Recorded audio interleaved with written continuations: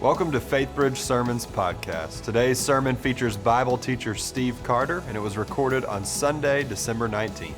Thank you for tuning in. We'd love the chance to connect with you, so drop us a line at podcast@faithbridge.org. You can always find us at faithbridge.org/live. Here's Steve. It is so good to be with you all. Hey, we are going to finally finish up this series called How to Be Human. And we've been walking through the 10 Commandments. And I'm excited because we're going to dive into the last two, which are actually the first two. But I want to make sure that each of you have a Bible. So if you need one, feel free to raise your hands. Our ushers would love to give you a Bible. And while they're doing that, are there any artists in the house? Anyone who's an artist? Well, now it's kind of hard because now you're raising your hand and I think you need a Bible. But anyone who would help me? I need a couple artists. Any of you? I'm not gonna make you come up on stage, but I'm gonna make you make something. Any of you? Is that your hand right there? Okay, can you come here? Or yeah, okay, I need two more. Come on, Texas A&M fans. Come on, Texas. All right, come up right here. I need one more on this side. This side, all right, right there from the back. Oh yeah, okay. This has been cleaned. You're gonna take one just chunk of Play-Doh. Okay. Yep. Oh no, you can take the whole chunk. Oh yeah, yep, there's another whole chunk in there. Fantastic, all right, fantastic. Okay, great. You can go back to your seat. No, you can take the whole chunk. Oh, awesome. Yeah, all of it, yep. I'm a giver. Okay, you can go back to your seat. Now here's what's gonna happen. I'm gonna be teaching, all right? They don't hear this, it's just us three right now, okay? And I'm gonna be talking about idols, okay? At one point, I'm gonna ask you all to start making something. You don't have to make your own idol. I'm giving the teach away. But you literally will be able to make and shape, and then we're gonna bring it up, and it's gonna be awesome. Okay, great. Sound good? Go make some idols, you pagans. No, just kidding. Okay, all right, ready? So here's what we got. If you have a Bible, turn with me to Exodus chapter 19. This is page 60 if you have a brown Bible like I. And we're gonna be on page 60 and page 70 today. 60 and 70. And if you're good, we'll go 61, 62, 63, 64, all the way to 70. Now, you gotta understand what it means to be human. This whole book, if you're watching online or in the communion room, this book is about helping you live in right relationship with the divine. See, there's all of these different thoughts that fill our minds, that fill our hearts, that are telling us what it means to be human. We are what we do. We are what we wear. We are just what our latest thing that we purchased. We are our biggest failure. We are our biggest success. And this whole book is all about trying to help us embody what it literally means to be human. Spiritual temples where the divine can live within each and every one of us. Now, what's amazing is when you get to the New Testament, it will talk about this book. And it will talk how this book is literally heaven's breath. Heaven's breath. That's literally what the word inspiration means.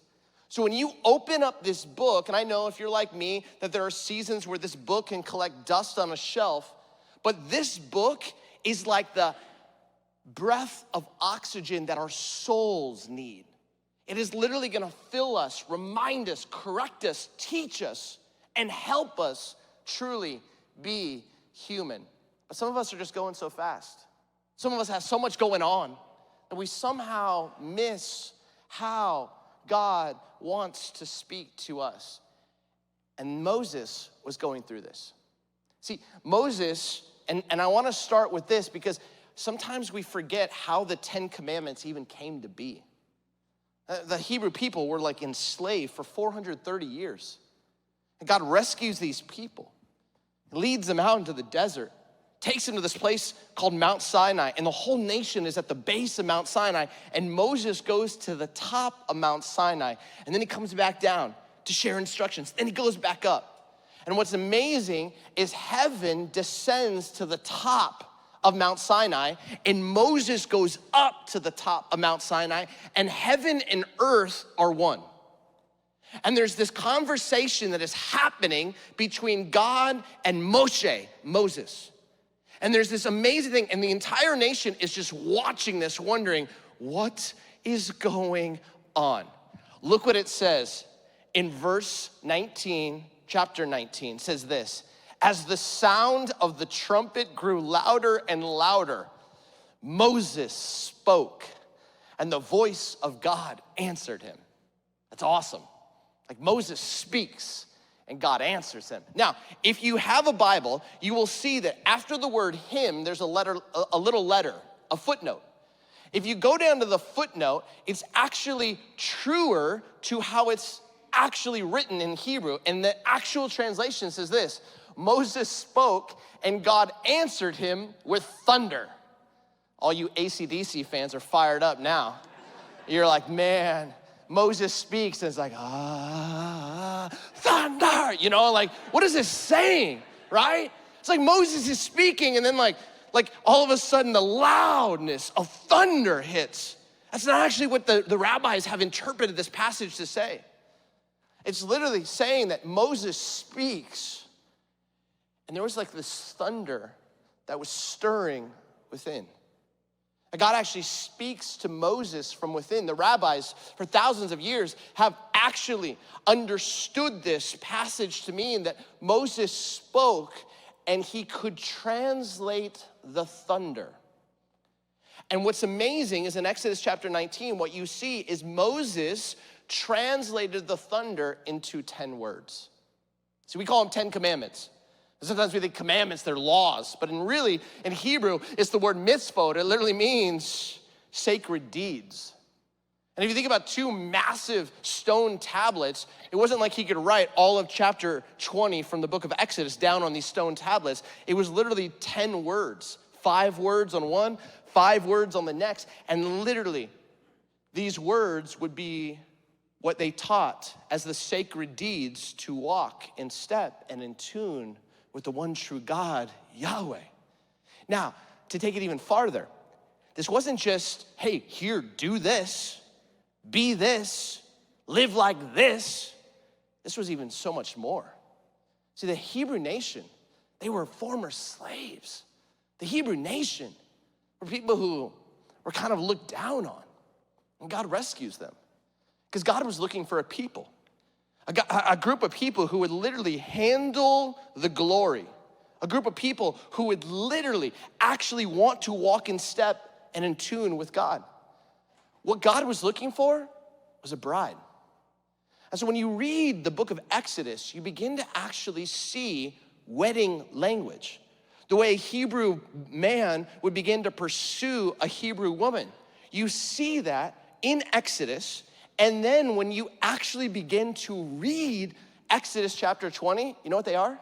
They're not 10 laws, they're wedding vows between God and his bride. This is God actually asking, this is what I want, this is what we are agreeing on, to walk in step and in union and oneness together. And if you can literally embody these 10 words, our marriage, our relationship is going to soar. But if you break away from this, it's not gonna be very good for you and for our relationship. So Moses translates the thunder, and then in chapter 20, he begins to detail it in what we know as the 10 Commandments. Exodus chapter 20, still on page 60, verse 1 says this: and God spoke all these words.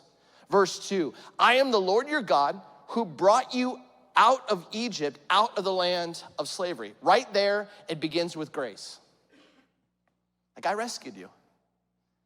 I rescued you. I saved you. Like, I was the one who came in and said, I believe that there's so much more in store for you. So here's the first vow that I need you to agree on. And Moses, then you're gonna go down to the whole rest of the nation, and they're gonna have to agree to these vows. The first one is this: you shall have no other gods before me. Let's put that in like wedding language. You shall have no other lovers but me. That's probably good wedding language, isn't it? Like it's probably like a good thing to actually agree on. Hey, this is just a marriage between us, nobody else. And this is what God's saying from the jump. If this marriage is gonna work, I need for us to have no other gods, no other lovers. I want your full attention, full allegiance. I want your heart, your mind, your body, your life. I want it all. And you can have all of me. I want it all. Second commandment is this: you shall not make for yourself an image in the form of anything in heaven above, or on the earth beneath, or in the waters below. You shall not bow down to them or worship them. For I, the Lord your God, am a jealous God, punishing the children for the sin of the parents to the third and fourth generation. If you're wondering what's happening with Texas football, might be this verse right here. Sorry, of those who hate me, but showing love to 1,000 generations of those who love me and keep my commandments. See, the first commandment is simply, hey, no other lovers. Second one, I don't want you to form or shape or make anything at which you will bow down to and put your trust or allegiance into. And if you do, it will have severe consequences, not just for you, but for the generations that follow. Now, if you just fast forward 12 chapters in the book of Exodus, you come to a story where the people, literally have just totally forgotten the wedding vows. You know, sometimes you ever feel this way? You learn something in church, and then it's not even an hour goes by and you've forgotten what you learned in church. Just you get stuck in Houston traffic and things start coming out of your mouth and you're like, oh my goodness, Pastor Ken taught me not to do this and I'm doing it. That's what the Hebrew nation was like. God made it so clear and yet the people forget. So turn with me to page 70 if you have a brown Bible, and we'll look at the story of the golden calf. Now, what I want my friends who are the artists to be thinking is, I want you to think, what is the golden calf, whether in your life or in a friend's life? If they're here, don't call them out. But what's the golden calf? What's the idol and the counterfeit God in their life that literally they are giving their life to? They are bowing down to. It is taking up too much head space and heart space. I just want you to be able to see what people make. Now, chapter 32, verse 1, page 70 says this: when the people saw that Moses was so long in coming down from the mountain, they gathered around Aaron, that's Moses' brother, and said, come, make us gods who will go before us. As for this fellow Moses who brought us up out of Egypt, we don't know what has happened to him. So Moses has been up on the mountain for 40 days. And the whole nation's wondering, is he coming back? So all of a sudden, this sense of anxiety is overwhelming them. And oftentimes, we don't know what to do with our anxiety. So all of a sudden, what we begin to look for is something that will soothe, take away, give us an escape from our anxiety. And this is what the whole nation's doing. They go to Moses, they go to Aaron, they're like, we don't know where he is. We don't know if he's coming back. We're all by ourselves. Please help us. Let's make another God. Just because if our God's not happy with us, let's just play it safe and make sure the other gods got our back. Aaron, the brother of Moses, says, take off the gold earrings that your wives, your sons, and your daughters are wearing and bring them to me. Now, this was all of the gold that they took from Egypt, the Egyptians, that were supposed to be used for the temple. Now they're using it for an idol. Verse 3, so all the people took off their earrings and brought them to Aaron. He took what they handed him and made it into an idol cast in the shape of a calf, fashioning it with a tool. Then they said, these are your gods, Israel, who brought you up out of Egypt. When Aaron saw this, he built an altar in front of the calf and announced, tomorrow there will be a festival to the Lord. So the next day, the people rose early and sacrificed burnt offerings and presented fellowship offerings. Afterward, they sat down to eat and drink and got up to indulge in revelry. So they make this golden calf. They've taken all of the gold, the earrings, the jewelry, they've fashioned it with a tool into this massive golden calf. And all of a sudden, with this calf, the whole nation is expectant and excited because they have somewhere for them to transfer their anxiety, to transfer their worry, to transfer their pain, to transfer their discomfort. But Moses is still up on the mountain, and God's like, hey man, your people are acting a little wild. So just jump down to verse 15, it says this, Moses turned and went down the mountain with the 2 tablets of the covenant law in his hands. They were inscribed on both sides, front and back. The tablets were the work of God. The writing was the writing of God, engraved on the tablets. Verse 17, when Joshua heard the noise of the people shouting, he said, there is the sound of war in camp. He's hearing the revelry. He's hearing the rave. He's hearing the dancing and singing. But Moses replied, verse 18, it is not the sound of victory. It is not the sound of defeat. It is the sound of singing I hear. It's like Moses is like so confused. Like, what is going on down there? Verse 19, when Moses approached the camp and saw the calf and the dancing, his anger burned, and he threw the tablets out of his hands, breaking them to pieces at the foot of the mountain. Cue Charlton Heston right now. Verse 20, and he took the calf the people had made and burned it in the fire. Then he ground it to powder, scattered it on the water, and made the Israelites drink it. What? Okay, just think about this. You've spent 40 some days at the top of Mount Sinai. Your whole goal is to help your nation learn to be human. They can't wait well. They freak out in their anxiety. They run to something like we run to something. And now you're coming down and you're watching your people who you're supposed to lead act in a way that is so against the very vows that you have been holding and what you've been living at the top of Mount Sinai. And out of a holy discontent, you shatter the tablets, you see the golden calf, you burn it to a powder, break it up, then all of a sudden you have, and you gotta think there's probably 1 million to 2 million Hebrew people at this time. You get water and you ground it into such fine dust, and you then look at the nation, you're like, drink it. Drink it up. Which should make you wonder, why? Why? Because Moses knows that the people are gonna enter into the promised land. And if they don't ever know how to deal with the anxiety or knowing how to wait, and that's what the whole Advent season is about, learning to wait well. If you can't actually translate that thunder of God speaking to you, you will look for something to transfer your pain, transfer your worry, transfer the wounds, transfer the waiting.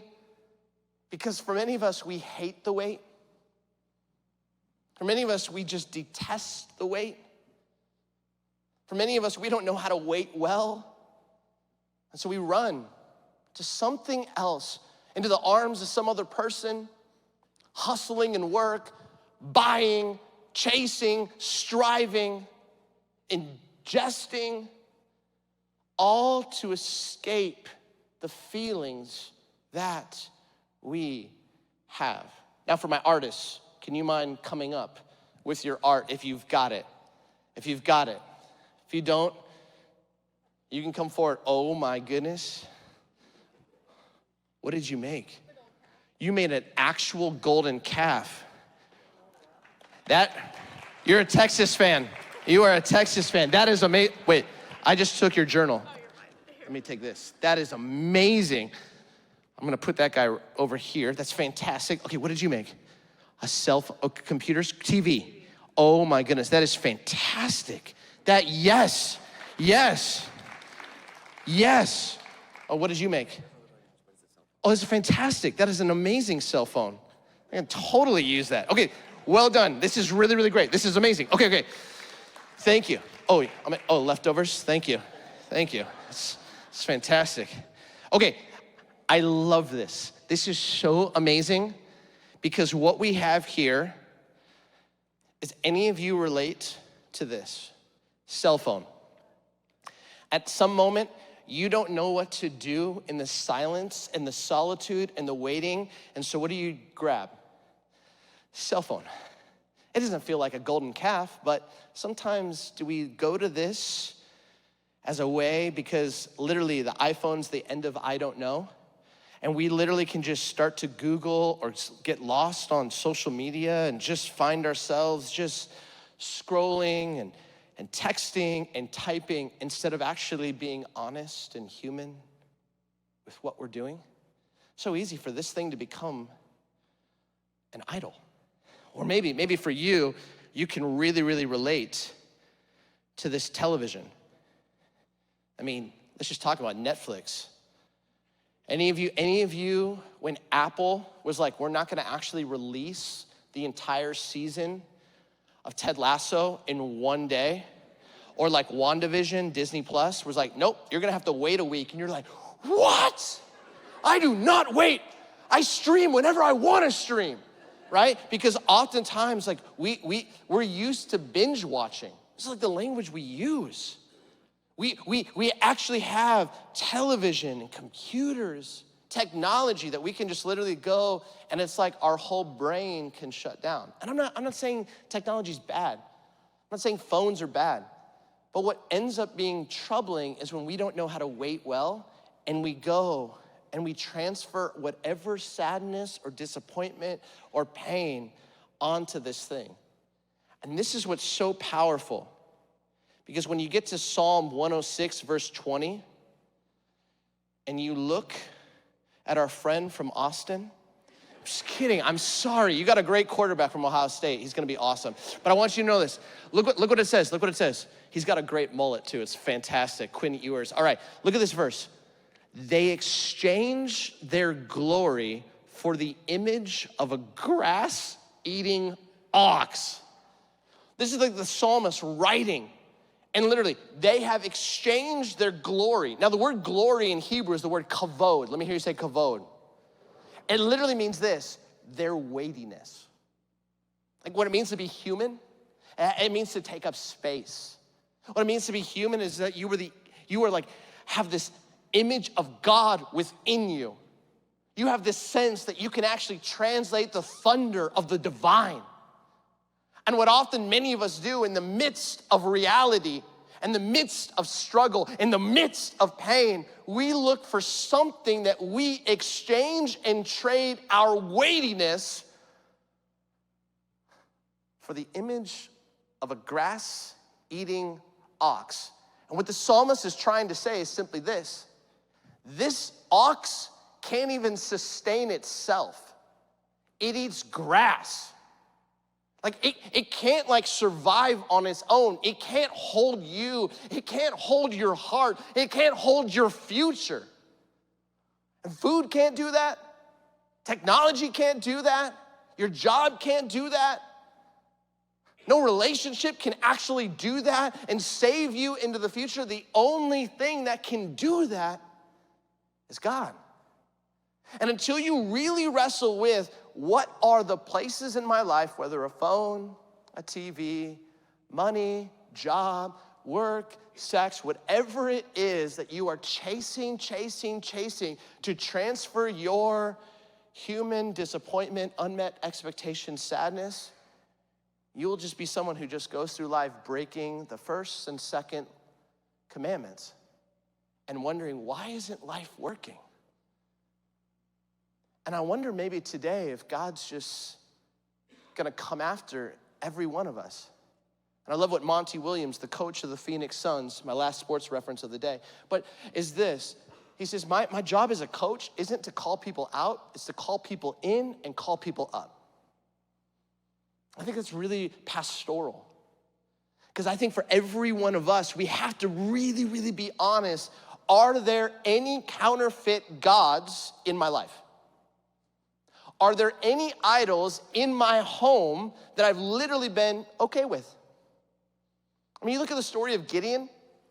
The story of Gideon is about idolatry in the house had become normal. You look at much of the Hebrew scriptures, and it's literally about God saying, what are you placing as something that is before me? And we all have it. Every one of us has it. Every one of us has something that's competing for our attention, competing for our heart's focus, competing. And what's so beautiful, what Moses teaches us, is that when Moses speaks, God answers him with thunder.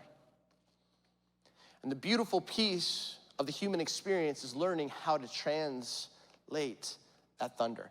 And I think that sometimes the translation is both in, where we have to confront what are the areas and barriers and obstacles and idols in our life that just need to be shattered.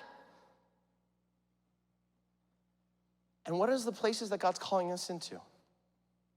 See, Moses has the Hebrew nation drink that up because he goes, you're gonna enter into the promised land and you're gonna continually have seasons of disappointment, struggle, difficulty, and waiting. And you're gonna have to recognize there's a better way. There's a better way than turning to an idol. There's a better way than making something, eating something, chasing something, buying something. There's a better way, and that better way is a posture of surrender and trust. And he's trying to teach the people. And I don't know about you, but I feel like in our culture today, like we have so many distractions. So many gods that we've just become okay with. They're like, it's just their little thing. It's okay. But really when it becomes to be a part of Faith Bridge is to look at these places and go, that's competing with my allegiance. That's competing with my heart's attention. That's competing with my focus on God. And that's not okay with me. And in that's when we actually have to step away. If you struggle or actually naming what it is, just think about if you had to fast from one thing. And if I said, hey, life or death, you gotta fast from your phone, and you're like, can't do it. You might have an idol. You're like, hey, you gotta fast from Netflix. Can't do it. Talk to your kid, and you gotta fast from your PS5. No way, man. You might have an idol. You gotta fast from college football. Might have an idol. Again, just normal little things. But when we look at that, that's when we start to translate the thunder. And once you be able to hear that, you go, oh. I gotta step away from this. Just gotta step away to have a proper, right relationship with it. I love that Advent too is the season of learning to wait well. I love just having moments to sing and reflect on these Christmas songs. But I also think that Advent is a time where for some apparent reason, people are just open. They know that their life is out of whack. They know that there's questions. And even when you hear the stats of people who came to watch a movie here outside, 72% of them, of people who had never been to a service at FaithBridge said, I'd come. The only thing that's stopping them is probably an invitation. Which reminds me, a number of years ago, it was Christmas time, and I was trying to teach, and some of you know this story, but I always remember it whenever I see Christmas trees with lights on it. Because I had this guy at our church, his name was Jose, and Jose worked at the Nissan dealership. And Jose, they was coming to the end of November, and at the end of November, if they sold 8 cars as a team that day, they would break the state record for how many Nissans were sold in 1 month. So they were fired up. And so the general manager brings them all in and says, all right, guys, here's the deal. We sell 8 cars, man. This is amazing. It's like gonna change everything. And Jose hears this prompting from God, this whisper. Like he's like literally like translating the thunder in the moment, and he feels like God tell him you'll sell 4 cars today. Jose's only ever sold 2 cars in one day. And so the general manager's going, how many cars do you think you sell? One guy's like, I got 1. How about you? I got 1. Jose's like, I got 4. But if I sell 4, you gotta come with me to my Christmas Eve services at my church. The general manager's like, if you sell 4, I'll do whatever you want me to do.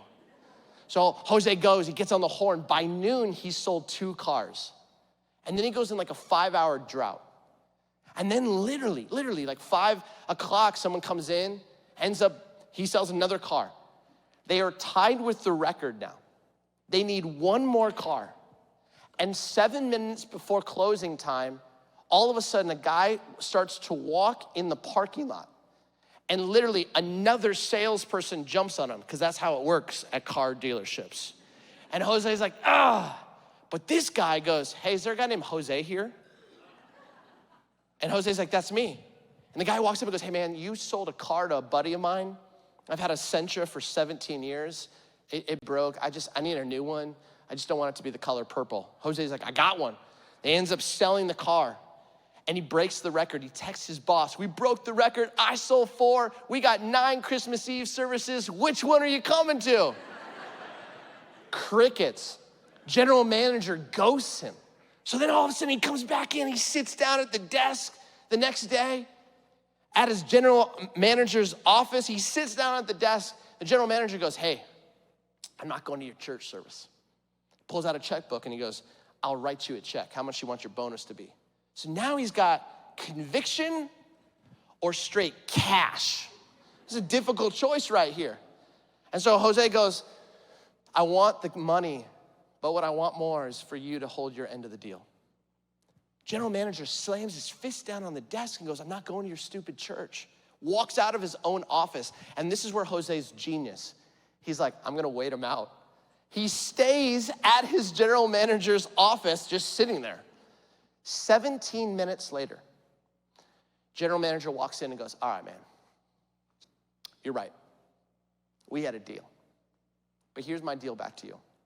If I have to go, then all of these guys have to come with me. I kid you not, on December 23rd, 2015, 137 Nissan employees and their families showed up to a Christmas Eve service, and many of them gave their life to Christ. Come on. All because one man in a moment could translate the thunder and didn't escape. And here's my call to you, Faith Bridge. You have the greatest story. You have a community where you can just sit and experience moments of God's goodness and God's kindness and God's grace. And whether you're watching online, whether you're in the communion room or you're right here, every one of us knows someone who's searching, seeking, struggling, curious, cautious, confused. And I'll tell you what, in a season where there's PS5s and cars and clothes and so many gifts, I will tell you again and again and again that the greatest gift that you can give another person is an introduction to the God who loves them. And the question is, will you translate the thunder in Starbucks, Dutch Brothers, Exxon, downtown, your neighborhood? And if God whispers, would you not escape it and run to some other God or some other place of hiding, but would you look that person in the eye and say, would you join my family and me? Because who knows what God might do through one brave ask. God, we come before you, and I am so grateful for this church. I know that this team has put their heart and soul in creating an experience where people who have been faithful followers for years and years and years will be able to grow closer and closer to you, and people who are far, are questioning, are curious, will be able to see a better glimpse of who you are. God, I'm praying that we would be people who do the hard work of going inward and look at our lives and say, gosh, I got some idols that I just need to go home and destroy or fast from, just to have a proper, right relationship with.